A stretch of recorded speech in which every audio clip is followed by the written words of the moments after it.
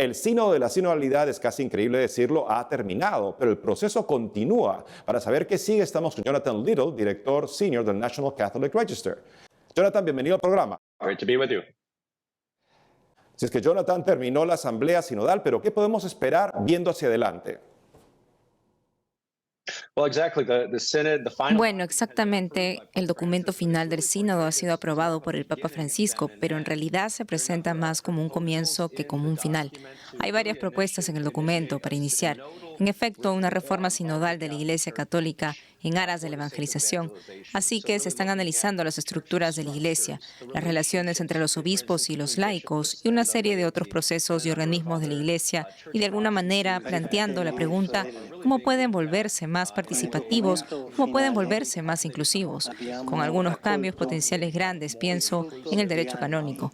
Así que esas son cosas a las que prestaremos atención en los meses y tal vez incluso años tras la conclusión de este sínodo sobre la sinodalidad. Lo que podemos ahora esperar, claro, van a ser los reportes de las comisiones de trabajo, por ejemplo, el de los temas morales controvertidos que reportó en la primera semana de la Asamblea para perplejidad de muchos católicos que veían una propuesta en la que se relativiza la doctrina moral con el fin de supuestamente acercarse a las personas en un estilo sinodal. ¿Qué nos puedes decir? Tienes razón, el sínodo ha terminado, pero los grupos de estudio tienen vida propia y continuarán hasta junio de 2025, cuando presentarán sus informes finales. Sabemos que el Papa ya aprobó el documento final del sínodo sobre la sinodalidad, pero creo que la mayoría de nosotros estamos atentos al trabajo de estos grupos de estudio, que en muchos sentidos se realiza a puerta cerrada por una especie de grupo elegido de teólogos, obispos y otras personas. El grupo de estudio 9, que mencionaste, por ejemplo, incluye al cardenal designado Castillo de Lima, Perú, así como a un par de teólogos italianos, sacerdotes, teólogos que tienen puntos de vista cuestionables sobre la teología moral. Así que eso es algo que realmente nos preocupa. ¿Qué va a salir de eso? Las recomendaciones del informe que presentó en el aula del sínodo hacen hincapié en tomar en cuenta a la hora de formar juicios morales la experiencia vivida de las personas a menoscabo de la ley natural. Esa es una cuestión principal. Y por supuesto, otra cuestión se relaciona con el grupo de estudio 5, que está explorando la posibilidad de que las mujeres accedan al ministerio diaconal. Esta cuestión ha atraído mucha atención dentro del sínodo y ciertamente fuera de él, especialmente entre los católicos progresistas y los medios de comunicación seculares. Así que una vez más, el sínodo ha terminado, pero el trabajo del sínodo, estas cuestiones candentes como las llamamos, seguirán desarrollándose durante los próximos 9 meses aproximadamente. Lo que a algunos les preocupa, por ejemplo, es que al parecer esto lleva a un tipo de segmentación de la iglesia o división de la iglesia, donde tenemos, por ejemplo, a la África negra, que le dice no a las bendiciones a parejas homosexuales de fiducia súplicas, y esa África del norte, con obispos europeos, que le dicen sí, básicamente, y que al parecer eso sería aceptable en este nuevo estilo sinodal de ser iglesia.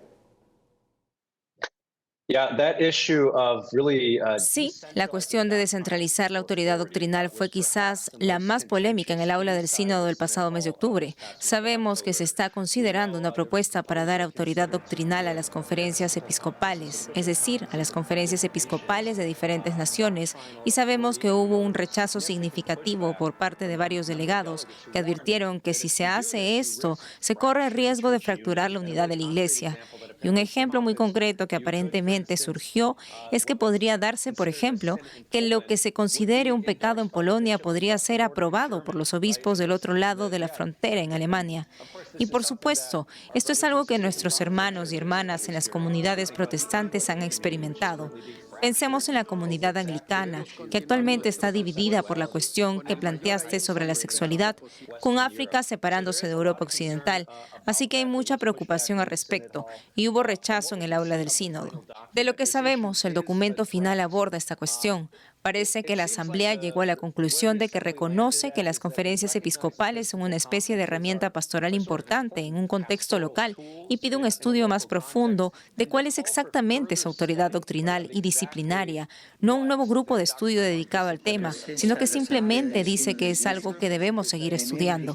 Así que yo diría que es una cuestión entre muchas en las que el documento final del sínodo no toma ninguna decisión específica, sino que en realidad deja el asunto para más adelante. importante. Mencionaste la declaración Fiducia Supplicans y creo que una cosa realmente interesante que surgió en el documento final es que un párrafo que fue aprobado enfatizó que los dicasterios de la Curia Romana, es decir, las oficinas en Roma que ayudan al Papa en su trabajo, el dicasterio para la doctrina de la fe, es el que, por supuesto, promulgó la Fiducia Supplicans en diciembre pasado.